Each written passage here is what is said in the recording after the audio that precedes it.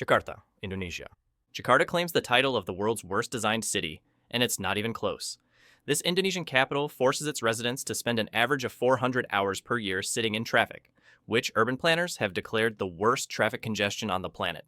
The city wasn't planned to handle its current population of nearly 30 million people in the greater metropolitan area, and the suburbs keep expanding outward, dumping more cars onto roads that were never designed to handle them. Here's where it gets particularly absurd.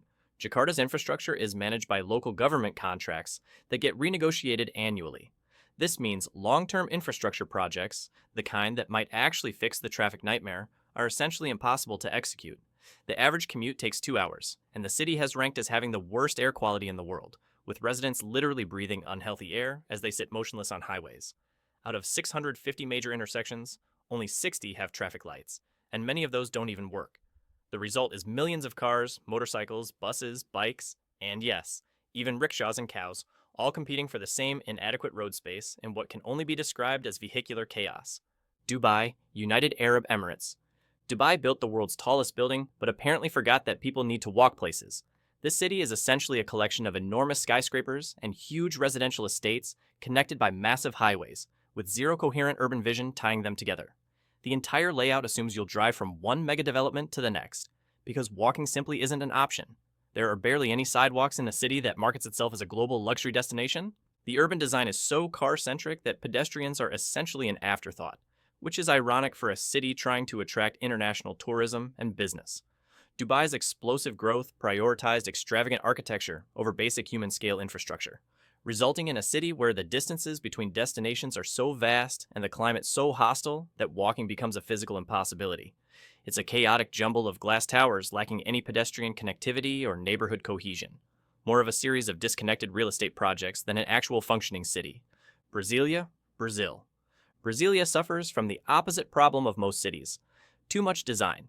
Conceived in the 1950s, this planned capital was built to resemble an airplane from above, complete with modernist concrete architecture meant to project Brazil's futuristic ambitions. The problem? It was designed to house 500,000 people, but now holds nearly 3 million.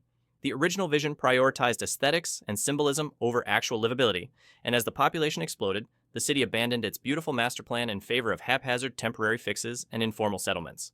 The result is a city that feels sterile, artificial, and fundamentally hostile to human life.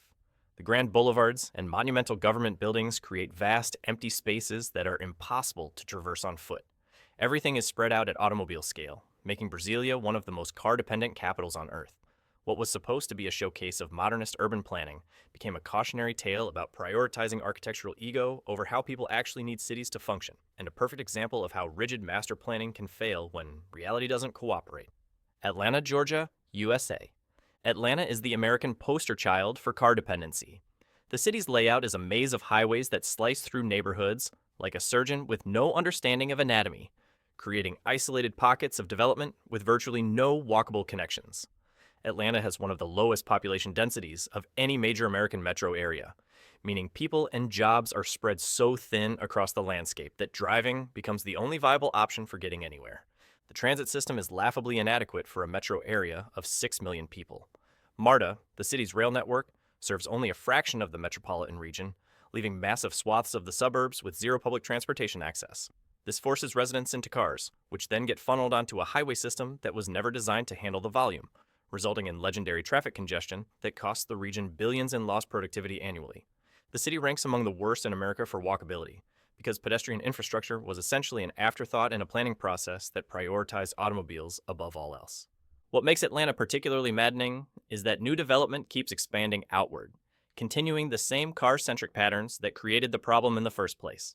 The city tried to address this with initiatives like the Beltline Trail System, but residents overwhelmingly support it while simultaneously refusing to change their driving habits. A perfect encapsulation of how deeply automobile dependency is baked into the city's DNA. Houston, Texas, USA. Houston is what happens when you let developers run wild with zero zoning laws and no meaningful planning oversight.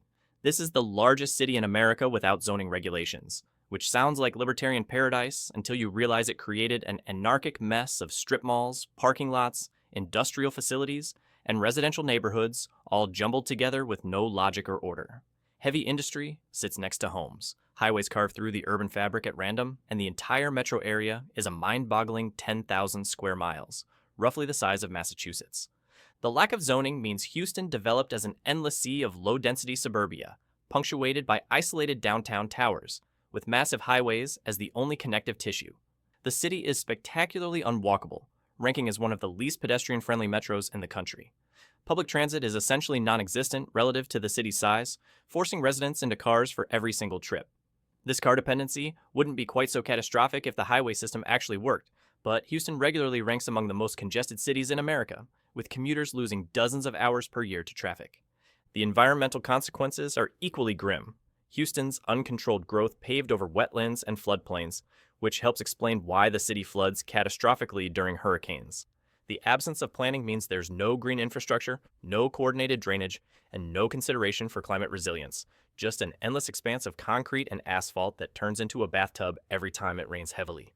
Naypyidaw, Myanmar. Naypyidaw might be the most surreal urban failure on this list. A purpose-built capital city designed for 1 million people that remains largely empty. Myanmar's military junta decided in the mid-2000s to build a new capital from scratch in the middle of nowhere, creating a city of massive government buildings, 20-lane highways, and monumental plazas that feel like a dictator's fever dream. The problem? Almost nobody actually lives there. The government forced civil servants to relocate, but the city remains a ghost town of oversized infrastructure serving a tiny population. The design prioritizes grandiosity over functionality. The highways are absurdly wide.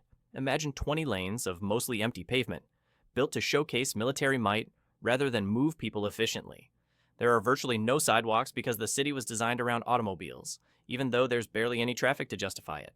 The distances between buildings are so vast that walking is impractical, yet public transportation is minimal because the population is too small to support it. Naypyidaw represents the ultimate failure of top-down, authoritarian urban planning, a city built to project power rather than serve human needs. It's a monument to monumentalism, where every decision prioritizes scale and symbolism over livability. The result is an eerily empty capital that costs a fortune to maintain, while offering its sparse residents almost nothing in terms of urban amenities or quality of life.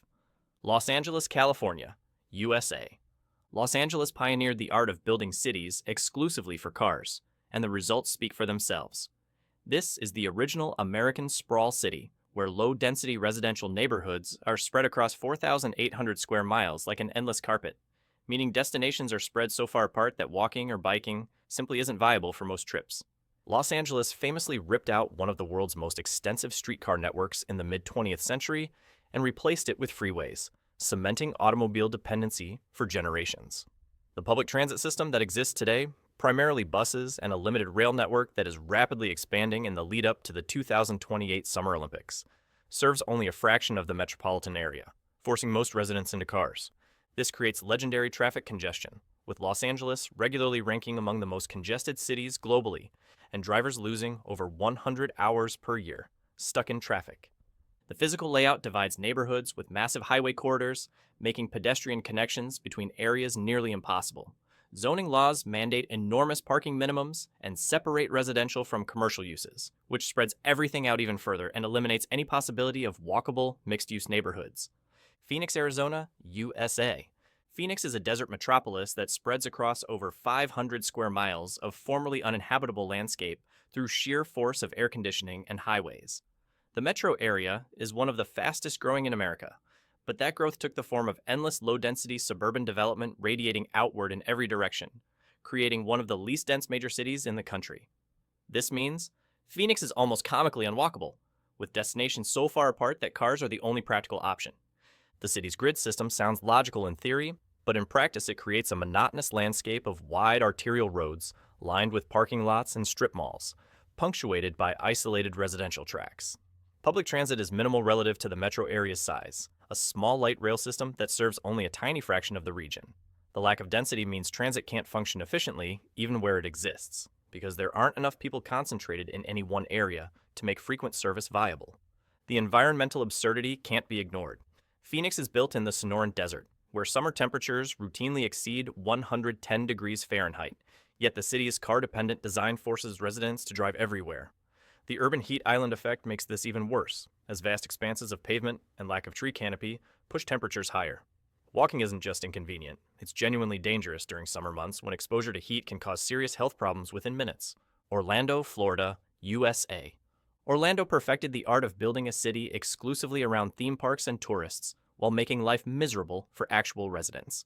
The metro area spreads across central Florida, with virtually no center, just scattered developments connected by highways and massive surface roads. The city ranks as one of the most dangerous places in America for pedestrians, with some of the highest pedestrian fatality rates in the nation, a direct result of roads designed to move cars as fast as possible with minimal consideration for people on foot. The lack of walkability is staggering. Orlando has some of the lowest walk scores of any major U.S. city because residential areas are completely separated from commercial zones by vast distances. Public transit is essentially a joke, a bus system that barely functions and serves a small portion of the metro area, and the Sunrail commuter train that only runs Monday through Friday with limited routes. What makes Orlando particularly grim is that the city designed itself around serving temporary visitors rather than permanent residents. The result is a landscape dominated by tourist corridors, parking lots, and chain restaurants, with residential neighborhoods relegated to isolated subdivisions accessible only by car. The Stroads, those hybrid street road abominations that are too wide to be safe streets, but too cluttered to function as roads, are everywhere, creating an environment hostile to everyone. Dallas, Texas, USA. Dallas took Houston's lack of planning and somehow made it worse by adding even more highways. The metro area stretches across thousands of square miles of North Texas, with development patterns so fragmented that the city has almost no coherent urban core. What passes for downtown Dallas is ringed by highway loops that slice through neighborhoods and create physical barriers between different parts of the city. The city's public transit system, DART, looks impressive on paper with extensive light rail and bus lines, but the reality is that it serves a metro area so spread out that most residents live nowhere near a station. Even where transit exists, the low-density development around stations makes walking to them impractical. Dallas ranks among the least walkable major metros in America, with car dependency baked into virtually every aspect of daily life. The highway system is a particular disaster. Dallas has some of the widest freeway interchanges in the world, massive spaghetti junctions that consume hundreds of acres of urban land, while generating catastrophic traffic congestion. The city keeps building more lanes trying to solve congestion, which only induces more driving and makes the problem worse. The DFW metro area has some of the longest average commute times in the country, with residents spending hours per week trapped on highways that were supposedly built to save them time. Subscribe to learn about more urban planning nightmares.